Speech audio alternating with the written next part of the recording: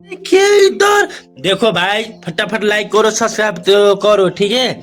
ऐसा ईमानदार कुत्ता, समझदार कुत्ता कहीं नहीं दिखेगा, देख लेना, आप देख सकते हैं ना इधर कैसे आग ताप रहा है। देखिए इसका पैर, देखिए पैर कैसे फैला के बैठे, देखिए इधर आग के सामने देखिए। आज नहाया है ना, इसलिए देखिए आज नहाया है, पूरा सरफ शैम्पू तेल लगा के बैठा है आग के सामने। ठंडी के टाइम में भी नहाता है, देख सकते हैं ना। हमारा ऐसा डरता नहीं है नहाने के लिए, देख सकते हैं। इसके लिए एक लाइक करो, एक सब्सक्राइब करना, ठीक है।